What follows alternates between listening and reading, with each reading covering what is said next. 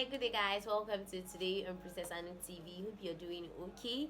And we're going to be continuing with our meteorology series, and we are in the episode 6 of this particular series. And in case you're seeing me for the first time, I'm Princess Anu, and we talk about aviation, motivation, and adventure on this channel. And if you've not subscribed, please do me a favor, click on the subscribe button and click on the bell so that whenever I post any video, you'll be able to see it. And yeah, hope you're enjoying this cold season. Like, it has really been cold, raining and raining all through, but it's well. No matter what happens, we move.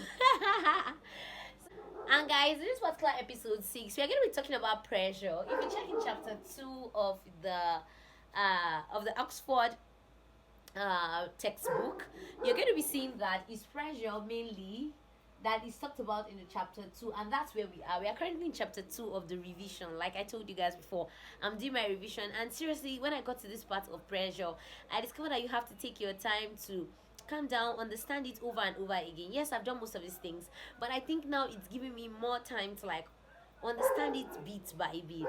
So we are going to be discussing pressure today. Pressure. Yep, we're going to be discussing pressure today, and like you know, is the force acting on a particular body. So in short form, we are going to be saying is the force per unit area. Like now, you have a particular body, and now something is acting on it. The pressure. This is kind of seen as pressure. Pressure, which we can say, okay, let's put it like this: pressure, which will be equal to force per unit area. So the force acting on a particular body, how it acts on the body, that's what we're going to be looking at as pressure today. And now I'm going to give you a graphical example, or am I going to use as a graphical example? Let me just show you guys some little things you should note about this. We're going to be looking at this pressure. We are also going to be looking at the IASA standard pressure, so like a standard atmosphere and all that. We're going to be looking at the mean sea level pressure, what it is, the particular figure, because we're going to be using that to answer a lot of questions. We're going to look at what is used to measure pressure.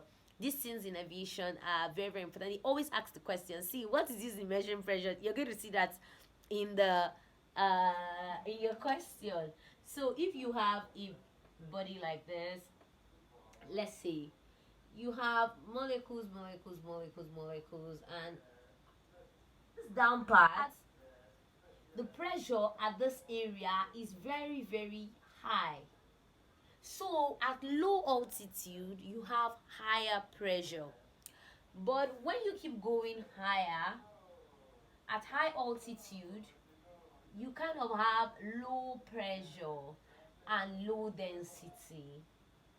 You can see it's a bit scattered here, but at this point you see everything is jam-packed, everything is just almost like together, but the more you keep going, it's dispersed. So at this place you have high pressure and also density, high density, but we're not looking at density today. We are looking at pressure mainly today, so I don't want to go into density. So you have high pressure, and at this point you have low pressure. So when you ask you pressure in relation to altitude, the higher you go, the lesser pressure that you're going to have, and the more you come down, that's the lower you come, or at low altitude you have a very high pressure. So in case you see these things in your exams, you just know automatically what to pick because you look at it.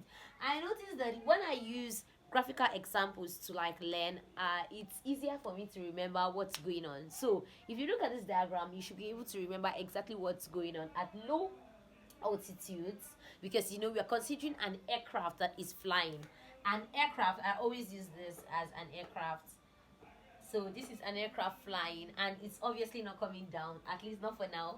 It's not coming down, it's flying, and it's increasing in altitude. And so because it's increasing in altitude, you're looking at it, the higher you go, the less pressure you're going to have, and the lower, when you come down, when its aircraft is probably descending, let's say it's descending, you know, these are the wings. I always use that. This is the tail area, that's why it's always larger. So when you see this, you know the direction of where the aircraft is going to. So if it's coming down, you're going to have high pressure there, and when it's going up, you're going to have more lower pressure. So let's look at the mean sea level pressure. And guys, if you can remember clearly in the episode 2, that's why I want you to always follow the episode step by step. Do not jump anyone. Like I said, I'm going to make the videos as short as possible so that you don't miss out on anything that I'm going to be saying, so that you don't get confused. And so the we talked about the mean sea level pressure, and if you can remember clearly, we talked about it as being 1013.25 milli hectopascal or millibars. Let's use hectopascal. But in the US, which sometimes you have to know which area you are in and what particular figure they're asking for, and in the US it's expressed in inches per in inches mercury. So I'm going to be putting it there. Don't forget, we're always using IASA, which is always standard. And yeah, IASA. IASA pressure is set to be 1013.25 hectopascal, or we can also say millibars. But in the US, they always say 2992. It's measured in inches mercury. So whichever is correct, whichever form of this, these are the mean sea level pressure. Mean sea level pressure. Always take note of that. Mean sea level pressure is either this or this. So whichever one you see, what is pressure measured? We cannot see the both of them in the same answer. So these are some of the things. And also another important thing you should note about pressure is what is used to measure pressure, or what is used, like, because you also see these things practically, and you also see them in the examples we're going to be treating. So there are some examples we'll treat maybe tomorrow. But first of all, we need to know the background of what pressure is and why do we even look at pressure. Don't forget, all these things has to do with what will become of the weather, and that's basically why we study meteorology. How these things affect the weather. In lower conditions, when you have lower pressure, you know what to expect. Like the aircraft, there's a way the aircraft flies in cold air, and there's also a way the aircraft flies. There's what is going to be reading on the pressure or on the barometer, or there's what's going to be reading there, and when the aircraft flies in warm air. So that's why we always have to know all these things. So don't think that, oh my god, this is too much information. And another thing I want to add to this information is what is used to measure pressure. So always have this also in mind, that barometer is used to measure pressure. Sometimes you also see barograph.